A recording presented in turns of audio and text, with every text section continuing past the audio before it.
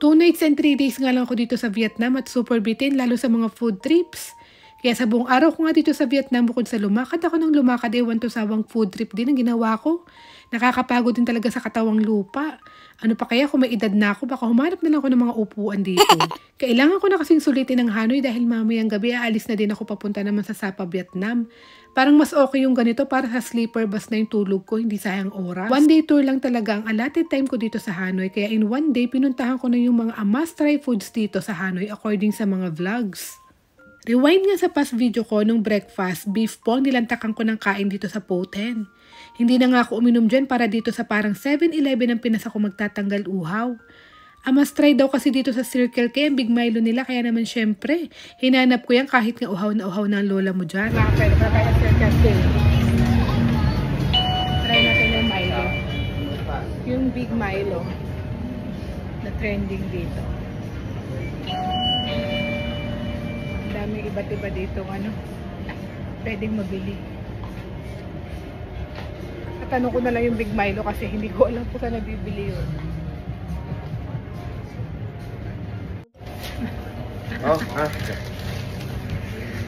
Eko, thank you. So, ito na yun. Diba? Inumin na natin.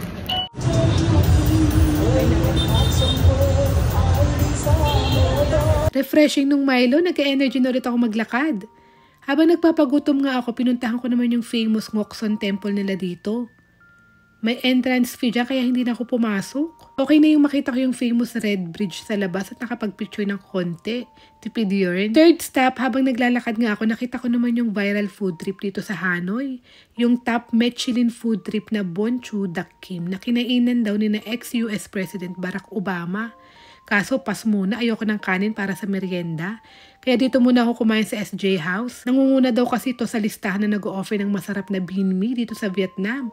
O diba, ginawa ang assignment, nag-research para kasi hindi na rin sayang sa oras sa paghahanap. Masarap nga naman yung banh mi nila dito, malasa yung sauce. Mga ka-premi, ito yung Nandi, SJ Food House. Ito yung famous ng Vietnam.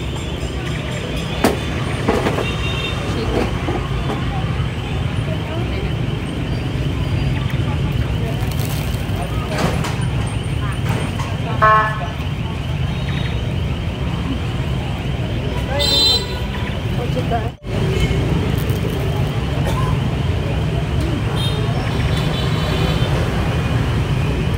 Manamis-lamis siya. Tapos ang sarap ng sauce. May pipino, tanggal umay. Ito lang, may ilaw nga.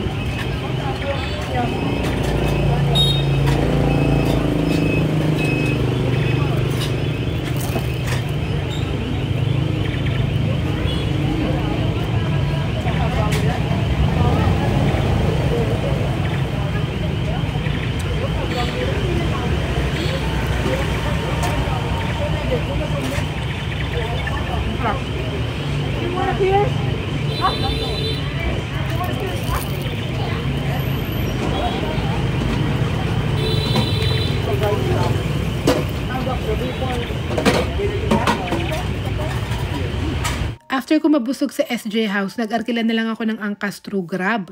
Dito kasi sa Hanoi hindi matraffic kasi puro motor. Halos lahat makikita mo sa daan, puro motor.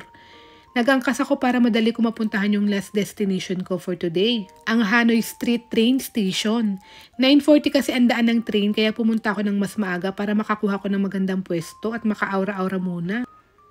Mga 7:30 PM andyan ako at namili na ako ng restaurant na pwedeng pagtambayan. At habang nag-aantay, sinasabi naman ng mga restaurant owner kung anong oras ang daan ng train, kaya kampante ka makakapag-antay.